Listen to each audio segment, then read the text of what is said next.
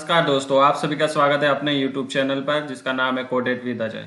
आज के इस लेक्चर में हम बात करेंगे कि अगर आप सोच रहे हो PHP लैंग्वेज के बेस पे किसी भी कंपनी में इंटरव्यू देने के बारे में, या अगर आप as a beginner PHP programming language सीखने के बारे में सोच रहे हो, तो आपको ये इंपॉर्टेंट टॉपिक्स के बारे में रीड करना चाहिए और आपको इन टॉपिक्स को बहुत ही अच्छे से प्रिपेयर करना चाहिए। अगर आप PHP लैंग्वेज के बारे में सोच रहे हो और आपने इन टॉपिक्स को इग्नोर कर दिया तो ना ही आप किसी कंपनी में इंटरव्यू क्रैक कर पाओगे, ना ही PHP प्रोग्रामिंग लैंग्वेज में बहुत ही अच्छे से कोडिंग कर पाओगे। तो चलिए उन इंपॉर्टेंट टॉपिक के बारे में जान लेते हो। तो देखिए, हमने यहाँ पर कंप्यूटर स्क्रीन पर बहुत ही अच्छे से जितने भी PHP में इंपॉर्टेंट टॉपिक्स हो सकते हैं, जिनको आप रीड करके एज अ बिगनर PHP में बहुत ही अच्छे से कोडिंग कर सकते हो, और साथ ही आप किसी भी कंपनी में PHP के बेस पे इंटरव्यू बहुत ही अच्छे से क्वालिफाई कर सकते हो। तो चलिए वन बाय वन एक एक टॉपिक को जान लेते हैं। तो देखिए, PHP में आपको सबसे पहले, अगर आप मान लीजिए कि आप PHP प्रोग्रामिंग लैंग्वेज के बारे में सोच रहे हो कि मुझे PHP रीड करना है, तो सबसे पहले आपको उसकी डेफिनेशन प्रिपेयर करना चाहिए कि वो क्या है, वो उसमें कौन कौन से फ्रेमवर्क होते हैं, उसमें कौन कौन सी प्री डिफाइंड फाइल्स होती है जो मोस्ट इंपॉर्टेंट मानी जाती है। अगर ये चीज़ें आपको पता है देन आप स्विच कर सकते हो अगले क्वेश्चन की ओर या अगले टॉपिक की ओर। तो चलिए अगला टॉपिक जान लेते हो। जैसे PHP में नॉर्मली हम जब प्रिपेयर करते हैं ना, IT फील्ड में इंटर होते हैं, तो हमें बहुत सारी रीड करनी पड़ती है चीज़ें, ठीक है। अब वहाँ पर हम जब PHP में स्विच करते हैं तो हमें कुछ चीज़ों का पता चलता है कि जो अरेज होता है वो आपको C में भी मिल जाएगा, पाइथन में भी मिल जाएगा, जावा में भी मिल जाएगा, PHP में भी मिल जाएगा। लेकिन वहाँ पर जो उनका प्रोनाउंसिएशन है या इम्प्लीमेंट करने का तरीका है वो बहुत ही डिफरेंट हो जाता है। तो हर टेक्नोलॉजी में या हर प्रोग्रामिंग लैंग्वेज में उसको यूज़ करने के जो तरीके होते हैं ना, वो अलग अलग होते हैं। तो हो सकता है कि आप किसी और टेक्नोलॉजी से PHP में स्विच कर रहे हो, तो आपको क्या करना है, PHP में अरेज को कैसे आप इम्प्लीमेंट कर सकते हो, ये बेसिक डेफिनेशन की अगर आप इंटरव्यू के हिसाब से देख रहे हो तो आपको पता होना चाहिए कि अरेज क्या होते हैं और किस काम में आते हैं, ठीक है। देन आप अगला क्वेश्चन यहाँ पर रेड कर सकते हो, how variables work in PHP। जो वेरिएबल्स होते हैं वो PHP में एग्जैक्टली कैसे काम करते हैं। नॉर्मली अगर आपको प्रोग्राम में इंप्लीमेंट करते नहीं भी आ रहा है तो ठीक है, लेकिन अगर इंटरव्यू के पॉइंट ऑफ व्यू से देखा जाए तो आपको एटलीस्ट डेफिनेशन आपको उसकी पता होनी चाहिए, ठीक है। अगला क्वेश्चन मोस्ट इंपोर्टेंट PHP के हिसाब से, MySQL डेटाबेस क्या होता है। देखिए, नॉर्मली अगर आप इंटरव्यू के हिसाब से प्रिपेयर कर रहे हो या आप मान लीजिए as a beginner PHP language को सीखना चाहते हो, तो जो MySQL डेटाबेस है ना, उसको तो आप इसके जो फंडामेंटल्स है, जो उसके कॉन्सेप्ट है, वो पूरे क्लियर कर लीजिए। क्योंकि जो MySQL है उसके बिना आप PHP में बहुत ही अच्छे से कोडिंग ना ही कर पाओगे और ना ही बहुत ही अच्छे से किसी भी कंपनी में इंटरव्यू दे पाओगे। तो इसको तो आपको प्रिपेयर करना है, क्योंकि ये मोस्ट इंपोर्टेंट पार्ट या भाग माना जाता है किसका, PHP का, ठीक है। उसके बाद object oriented programming. Object oriented programming PHP 4 और 5 में कैसे यूज कर सकते हैं, और दोनों में थोड़ा बहुत जो डिफरेंट है, हल्का फुल्का आपको एक दो पॉइंटर नॉलेज में होना चाहिए कि PHP 4 और PHP 5 में क्या अपडेशन आया है और उसको ओप्स के साथ कैसे हम कनेक्ट कर सकते हैं, ठीक है। उसके बाद आप बुलियंस के बारे में रीड कर सकते हो, बुलियंस क्या होते हैं, कैसे वर्क करते हैं। एटलीस्ट आपको थोड़ा सा उनको डिफाइन करते आना चाहिए प्रोग्राम में, बस इतना भी अगर आपने प्रिपेयर कर लिया तो एज अ बिगिनर आपके लिए बहुत ही अच्छा होगा इंटरव्यू के हिसाब से, और अगर आप कोडिंग के हिसाब से सीखना चाह रहे हो तब भी ठीक होगा, ठीक है। उसके बाद एरर्स, बहुत ही अच्छा ये क्वेश्चन है। देखिए, हर टेक्नोलॉजी में हम जब कोडिंग करते हैं तो कुछ प्रॉब्लम्स आती है, ठीक है। उन प्रॉब्लम्स को एरर कहा जाता है प्रोग्रामिंग की भाषा में। उनको आप कैसे फिक्स कर सकते हो, एज अ बिगनर आपको फिक्स करना नहीं भी आ रहा है तो उन एरर्स को कैसे आप हैंडल कर सकते हो। एटलीस्ट आपको बेसिक नॉलेज होना चाहिए कि इस तरीके से मैं उसको हैंडल कर सकता हूँ, या ये कोड लिखकर मैं उसको उससे हमारे प्रोग्राम को बचा सकता हूँ। इस टाइप से आपको थोड़ा बहुत उसको डिफाइन करते हुए आना चाहिए, ठीक है। उसके बाद आप कुकीज के बारे में PHP में रीड कर सकते हैं। देखिए, नॉर्मली हम किसी भी जब ब्राउजर पे जाते हैं या वेब पेज पे जाते हैं तो वहां पर एक कुकीज का जो ऑप्शन आता है ना, वही PHP में कैसे वर्क करता है और उसका यूज क्या है हमारे प्रोग्राम में। मेनली उसका यूज पूछा जाता है कि आप इसको लगा रहे हो अपने प्रोग्राम में, उसको इंसर्ट कर रहे हो, तो उसका यूज क्या है, काम क्या है, तो वो आपको पता होना चाहिए, ठीक है। उसके बाद रिक्वायर्ड एंड इंक्लूड, ये क्या होता है PHP में, ये आप डिफाइनेशन वगैरह रीड कर सकते हो। एटलीस्ट थोड़ा बहुत आप प्रोग्राम में बेसिक उसको कैसे इंप्लीमेंट कर सकते हो वो चीजें आप रीड कर लेना।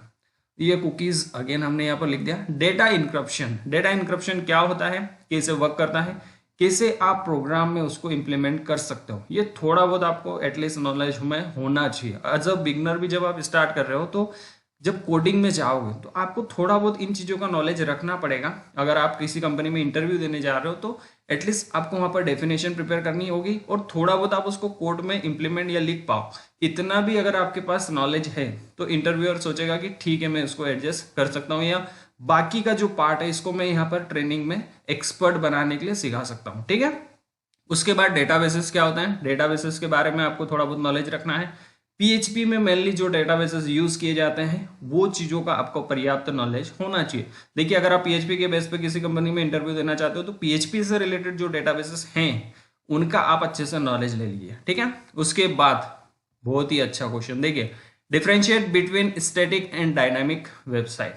वेबसाइट में तरीके होते हैं अलग अलग, एक स्टैटिक होती है, एक डायनामिक होती है। अब वो दोनों में क्या डिफरेंट है, या आप उसको पीएचपी के बिहाफ पर या पीएचपी के हिसाब से उसको कैसे अलग अलग डिवाइड कर सकते हो, किन पॉइंट के हिसाब से, वो आपको नॉलेज में होना चाहिए। ठीक है।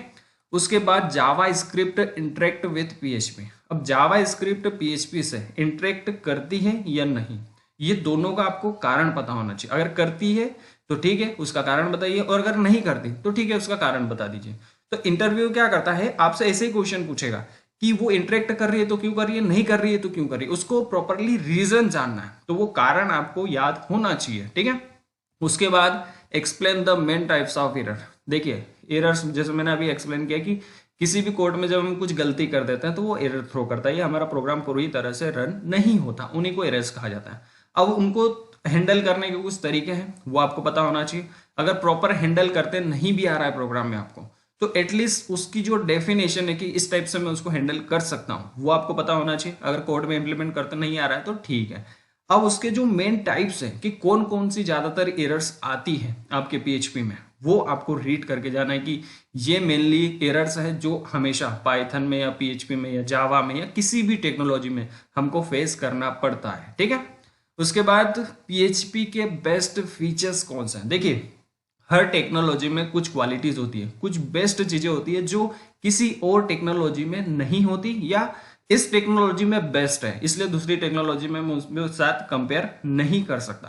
तो जो पीएचपी के बेस्ट फीचर्स हैं वो आपको पता होना चाहिए, या पीएचपी लोग ज्यादातर यूज क्यों करते हैं उसका रीजन आपको पता होना चाहिए, तभी तो आप उसमें एक्सपर्ट बन पाओगे, उसमें अच्छे से कोडिंग कर पाओगे। ठीक है। उसके बाद यहाँ पर 17 नंबर का जो क्वेश्चन है ये आपको बहुत दुख देगा इंटरव्यू के हिसाब से, क्योंकि ये जो क्वेश्चन पूछा जाता है ना, ये आपको वहां पर कोड में इंप्लीमेंट करने के लिए कहा जाता है। देखिए, यहाँ पर क्वेश्चन लिखा है, how is a PHP script executed.